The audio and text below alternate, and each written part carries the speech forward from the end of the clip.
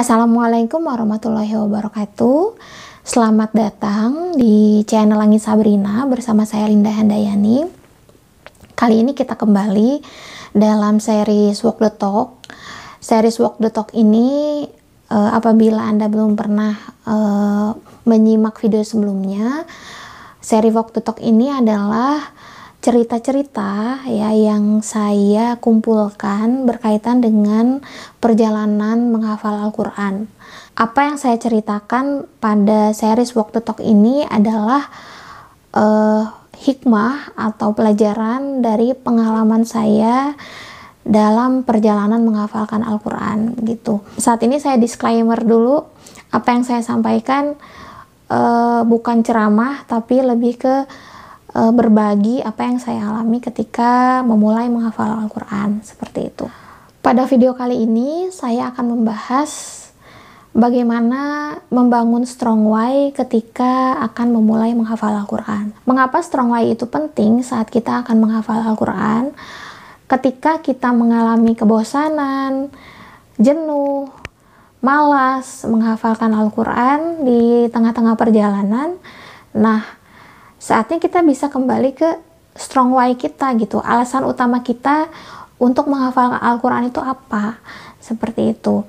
Nah, strong why ini mungkin secara umum bisa dikaitkan dengan niat ya. Niat untuk menghafal Al-Quran itu apa? Begitu. Bagaimana membangun niat ketika awal mula kita menghafalkan Al-Quran. Mengapa niat itu penting bagi orang yang menghafalkan Al-Quran sambil beraktivitas ya? Background story-nya berkaitan dengan hadis niat itu sendiri. Saya bacakan ya hadis mengenai niat.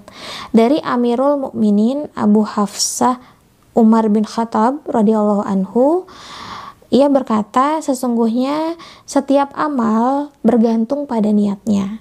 Setiap orang akan mendapatkan apa yang ia niatkan. Setiap orang akan mendapatkan apa yang ia niatkan. Siapa yang hijrahnya karena Allah dan Rasulnya, maka hijrahnya untuk Allah dan Rasulnya. Siapa yang hijrahnya karena mencari dunia atau karena wanita yang dinikahinya, yang ingin dinikahinya, maka hijrahnya pada yang ia tuju. Dia akan mendapatkan apa yang dia tuju. Hadis Bukhari nomor 1 dan hadis Muslim nomor 1907. Begitu ya.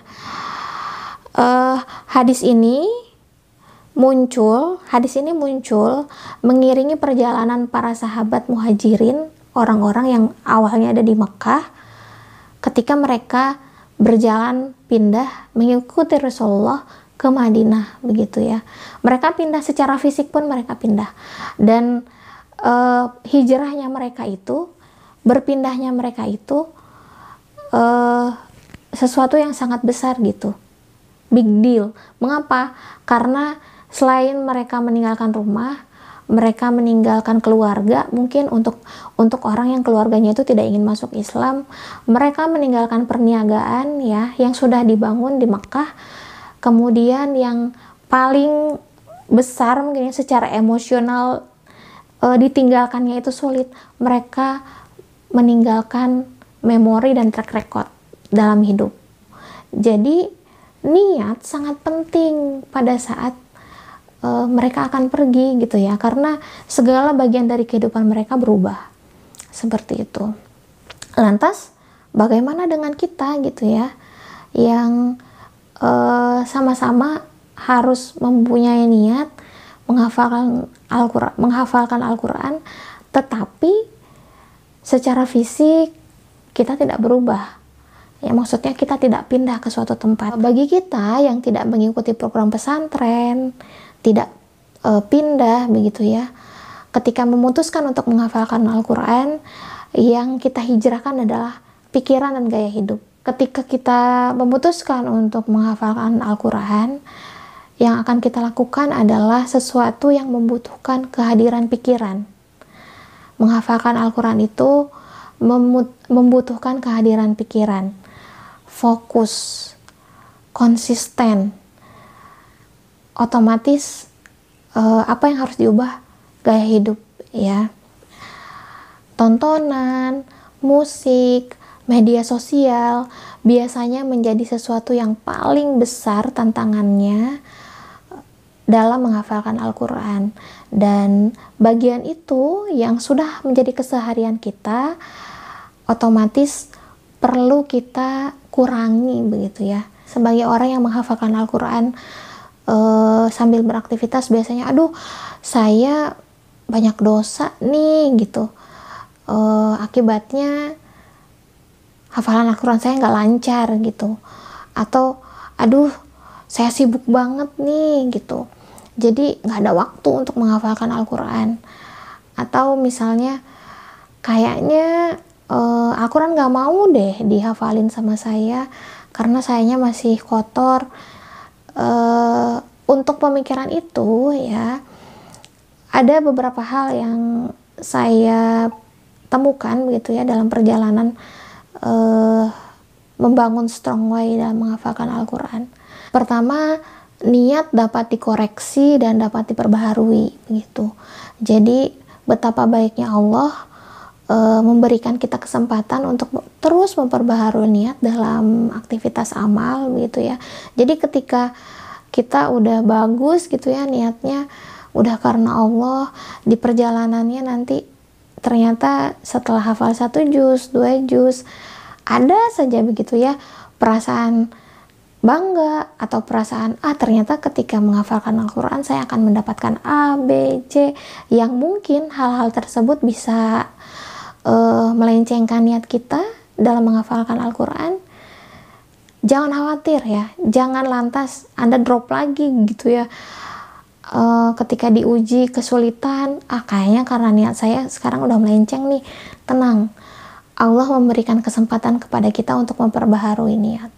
Terus saja perbaharui niat, bahkan ketika hafalan kita sudah selesai, ketika kita murojaah, kesempatan untuk memperbaharui niat itu selalu ada. Jadi jangan putus asa ya ketika kita merasa bahwa niat saya sudah melenceng nih, seperti itu.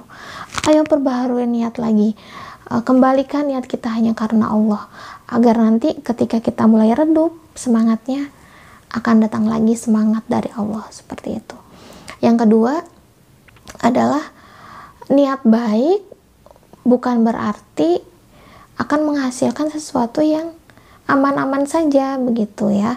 Jadi ketika kita nih sudah punya niat baik untuk menghafalkan Al-Quran, belum tentu kita akan happy-happy saja begitu menghasilkan hafalan.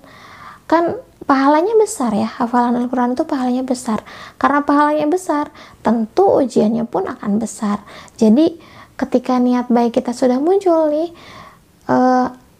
ada ujian, jangan takut gitu. Ada ujian, jangan menyerah. Karena apa? Karena hal yang baik, bahkan hal yang kita sukai, belum tentu menghasilkan sesuatu yang aman-aman saja gitu ya. Tapi justru akan ada ujiannya. Hanya ketika niat kita sudah karena Allah, sudah kuat strong way-nya, menghadapi ujian itu akan terasa lebih mudah. Kemudian ketika kita misalnya salah, memiliki niat yang salah ketika awal menghafal Al-Quran gitu ya, di pertengahan jalan kita bisa mengoreksi gitu. Wah, ternyata niat saya menghafalkan Al-Quran yang dulu itu salah ya gitu. Nah, karena niat saya salah, kayaknya nih amalan saya yang dulu gak diterima dong sama Allah. Lalu kayaknya nih karena niat saya yang salah, berarti kayaknya saya gak akan dilancarkan nih hafalan Al-Qurannya. Jangan dulu berpikir negatif ya, karena niat yang salah bisa ditaubati. Itu hal besar yang Allah hadiahkan kepada kita, umatnya gitu ya, hambanya. Jadi kalaupun kamu mengawali hafalan Al-Quran dengan niat yang salah, tenang, jangan dulu sedih gitu, karena niat yang salah bisa ditaubati dan kita bisa memperbaiki kehidupan lagi, seperti itu. Itu saja dari saya untuk bab niat ini, bab strong way ini. Semoga kita bisa mempertahankan niat kita hanya karena Allah, dan semoga kita bisa menyelesaikan hafalan Al-Quran kita sampai selesai 30 juz, menjaganya dengan murojaah sepanjang hayat dengan baik, dan bisa menjaga hafalan kita sampai mutqin. Sekian dari saya. Wassalamualaikum warahmatullahi wabarakatuh.